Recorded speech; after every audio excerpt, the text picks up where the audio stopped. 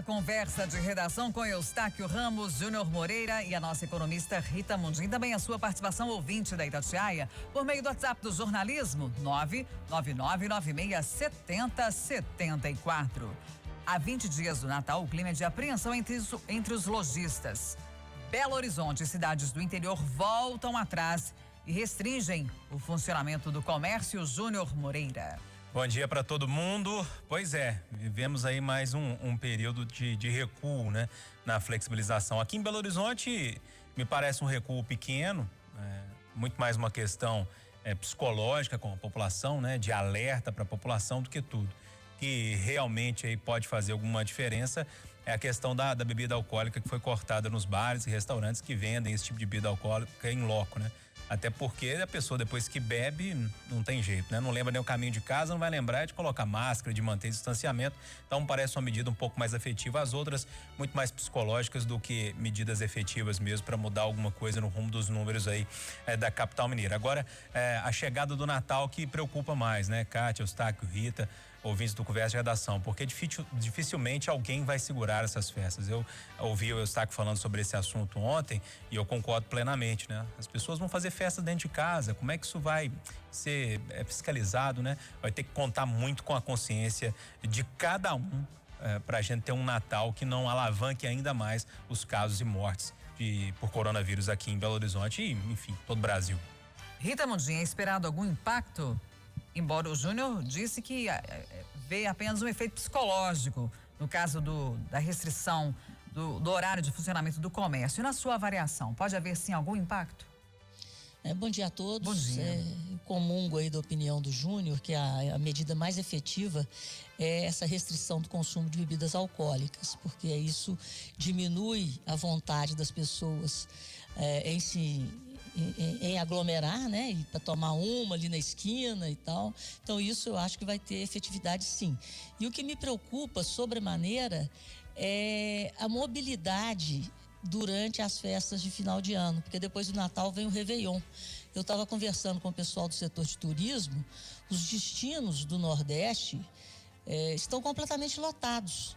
E aí nós vamos de novo para aeroportos lotados, aviões lotados, ônibus lotados e o pessoal naquele ambiente fechado ali, ar-condicionado, etc. Então eu acho que, dado as informações, né, sobre esse comportamento de voltar à normalidade das viagens de final de ano, eu temo por um aumento do número de casos no pós-Réveillon, porque aí soma Natal com as festas, e deslocamento, né? E mais o Ano Novo, aí a coisa pode ficar complicada, porque acredito que teremos aeroportos lotados, aviões lotados, hotéis lotados, praias lotadas. É por aí. Eustáquio, já era mais ou menos esperado da nossa parte, essa restrição no caso da bebida alcoólica nos bares, porque no sábado, por exemplo, a gente ouviu o professor Naito Pinambás, que é integrante do Comitê Covid-19 da Prefeitura de Belo Horizonte, no Palavra Aberta, e ele chamava a atenção de que não se pretendia ou não se pensava alterar, por exemplo, significativamente o funcionamento do pequeno comerciante, da sapataria, etc e tal, mas que mostrou uma preocupação em relação aos bares. E aí ele destacou, e foi um detalhe que chamou bastante a nossa atenção. A pessoa, quando ela faz o consumo de bebida alcoólica e tá com saudade dos amigos, aí tem o abraço e tal. E aí ele falou que à medida que a gente fala muito alto e começa a cantar, que é comum nesses ambientes, é como se a pessoa estivesse tossindo. E a tosse é um fator de preocupação no caso da Covid-19. Kátia, infelizmente, bom dia a todos mais uma vez, infelizmente os justos estão pagando pelos pecadores, porque determinados estabelecimentos comerciais, determinados segmentos da economia que não precisam de retroagir nesse momento, vão ter que retroagir, dar um passo atrás por causa de irresponsabilidade de quem está frequentando bares, restaurantes, está fazendo festas clandestinas.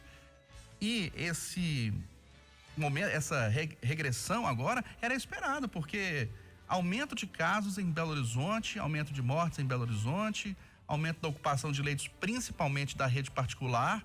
Então era esperado que isso acontecesse, ainda mais que teremos Natal e Ano Novo. E, infelizmente, a gente não vai contar com a colaboração de muitas famílias.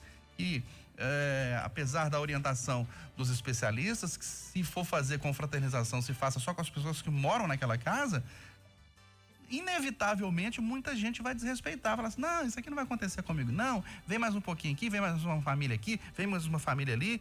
É triste isso, porque já enfrentamos quase 9 meses de pandemia, de isolamento social, de restrições. A pandemia começou em março, as medidas de isolamento social começaram em março, já temos 9 meses de pandemia e daqui 2, 3 meses no máximo, começaremos a imunização no Brasil, mesmo que seja em etapas, primeiro os idosos, os profissionais de saúde, quem está na linha de frente, enfim, mas a imunização vai começar. Então quem esperou 9 meses, quem está com restrições há 9 meses, esperar mais 2, 3 meses, não vai matar ninguém não. Mata é a irresponsabilidade de não tomar as medidas de segurança, se contaminar e levar a doença para casa. A gente compreende bem, e só vamos lembrar aqui que existe uma parcela daquelas pessoas que ficaram totalmente confinadas. Então é muito difícil, a gente sabe que é necessário, Eustáquio, mas é muito difícil dizer que quem ficou confinado durante tanto tempo tem que esperar a vacina chegar. Mas o problema é a irresponsabilidade de algumas pessoas, como eu falei. As medidas têm que ser mantidas, mas se manter a pessoa totalmente presa é difícil também, né? É difícil, mas um esforcinho a mais pro bem da sociedade. Eu sei que é difícil, né? Muita gente tá falando, eu não aguento mais, mas é um pouquinho mais, a vacina tá chegando.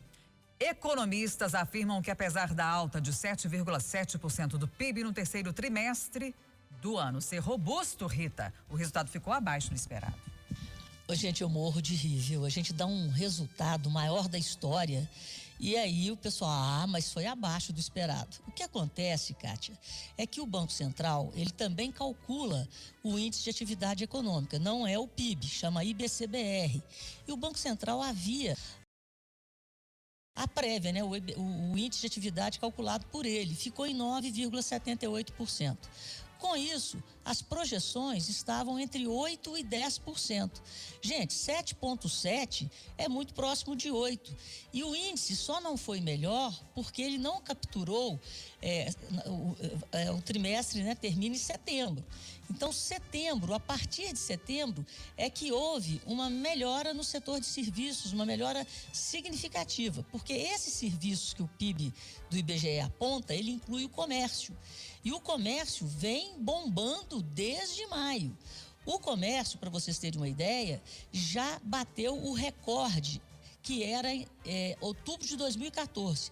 Então, as vendas ao comércio, o volume negociado no comércio, já é maior do que o recorde histórico que estava em 2014. Então, nós estamos na atividade do comércio em novo recorde histórico. A indústria, com o último resultado, ela está 14,9% abaixo do recorde histórico, que era em 2011. Então, o resultado é bom, é forte, e isso já coloca o Brasil num patamar de crescimento para o ano que vem entre 4% a 5%. Mas tudo vai depender desse comportamento do mês de dezembro, em função dessa segunda onda do Covid. Então, o resultado é muito bom, chama a atenção para um número que pouca gente olha na hora que divulga o PIB, porque o PIB tem dois lados. O lado da oferta, que é o aumento daquilo que é produzido. Então, a indústria se destacou com aumento de mais de 14%, o setor de serviços se destacou, crescendo mais de 6%. Pelo lado da demanda, quer dizer, quem consome, o consumo das famílias subiu 7,6%, turbinado pelo auxílio emergencial. Mas o número mais importante é o consumo das empresas, que tem um nome no Economês de formação bruta de capital fixo. O que é isso? As empresas investem, consomem máquinas e equipamentos para aumentar a produção. E isso cresceu 11%.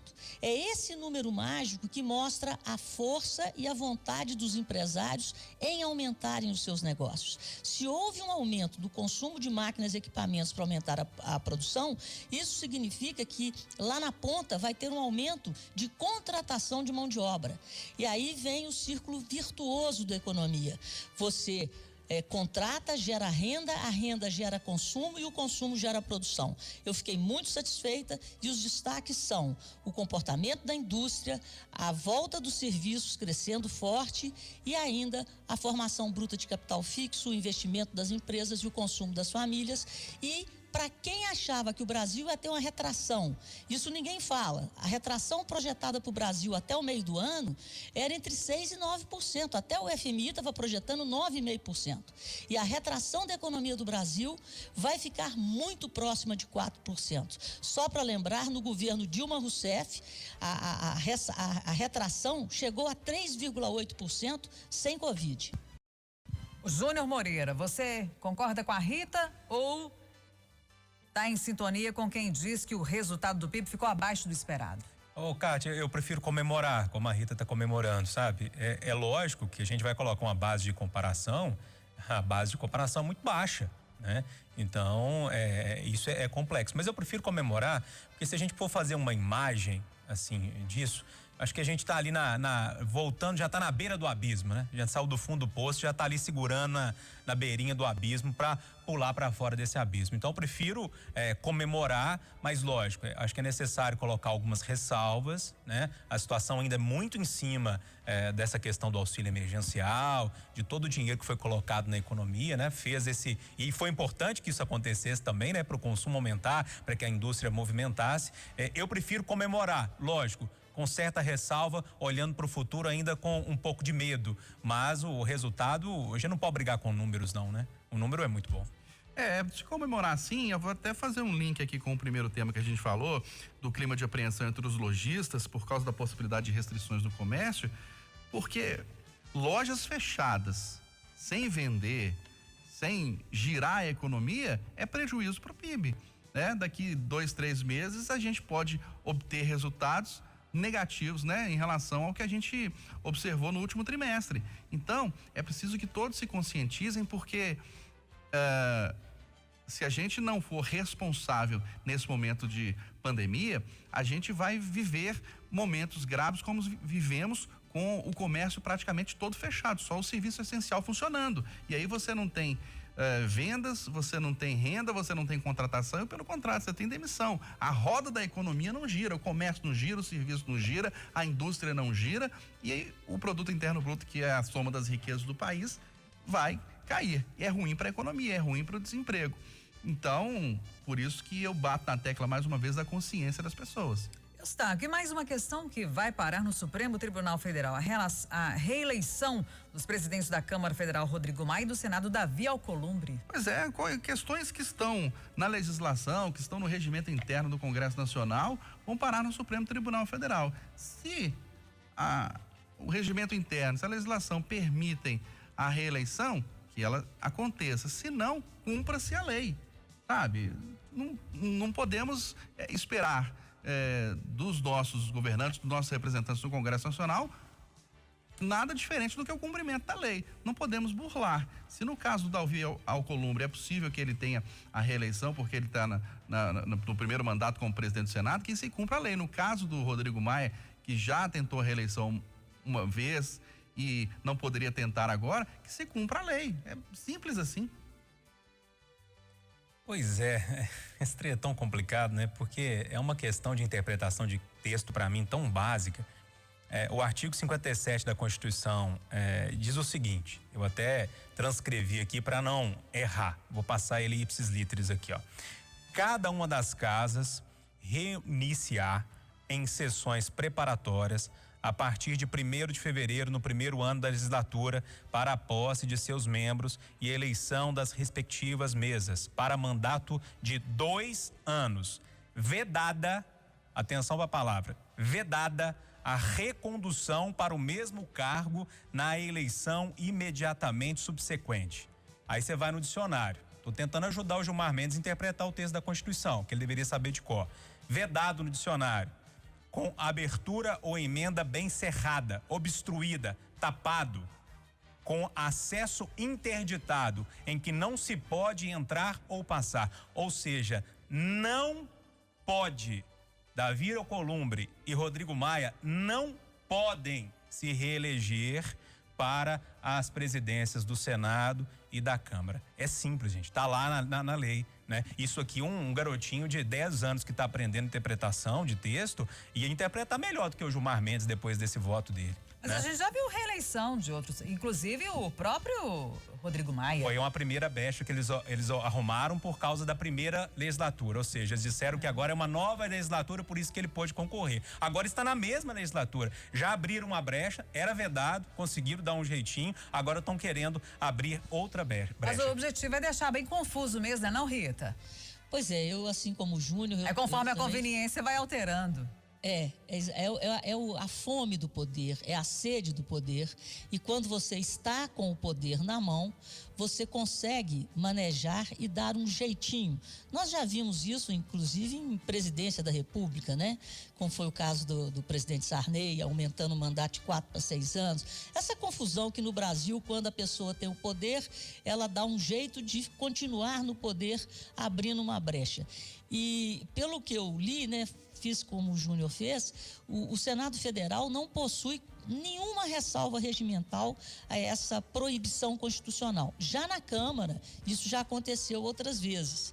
E a Câmara, o regimento foi alterado em 2012. Então, vamos ver. O que a gente está escutando por aí, eu leio análises políticas, é de que o Supremo vai subir no muro e vai devolver, né, para a Câmara e para o Senado a prerrogativa deles decidirem. Eles mesmos decidirão. Então é isso. E para que tem a Constituição? E para que tem o Supremo? Para defender ao pé da letra a Constituição em favor do cidadão. Eu, por exemplo, sou totalmente a favor da alternância de poder, e foi por isso que essa regra foi criada.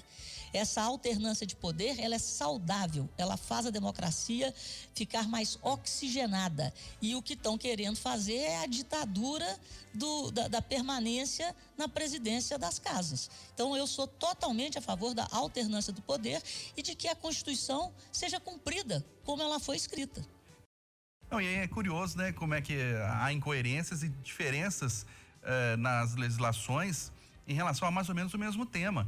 Há essa possibilidade de impedimento do Davi Alcolumbre e do Rodrigo Maia de se reelegerem dentro da mesma legislatura, mas aqui na Assembleia Legislativa, por exemplo, o presidente pode se reeleger dentro da mesma legislatura. Ele pode ficar os 4 anos de mandato dele como presidente. Hoje mesmo vai ter a eleição, está marcada a eleição da mesa diretora da Assembleia Legislativa, e o atual presidente Agostinho Patrus Filho deve ser reconduzido à presidência da casa, porque não tem chapa concorrente, e ele pode tentar a reeleição, vai tentar e deve conseguir dentro da mesma legislatura. Ou seja, ele já é presidente da Assembleia há 2 anos e vai permanecer por mais 2 anos, até o final do mandato dele e até o final dessa legislatura. E essa é a brecha que abriram para o Rodrigo Maia, ou seja, em outra legislatura, né? Ele ficou 2 anos na outra e agora, né, nessa próxima por mais 2 anos. É porque ele cumpriu um mandato tampão, né? Exatamente. Quando houve vacância lá do cargo de presidente da Câmara. Agora essa aí de mais um cargo, Rodrigo Maia, pelo amor de Deus, gente. Ele quer sair de tampão, gente, para forever. É, isso mesmo.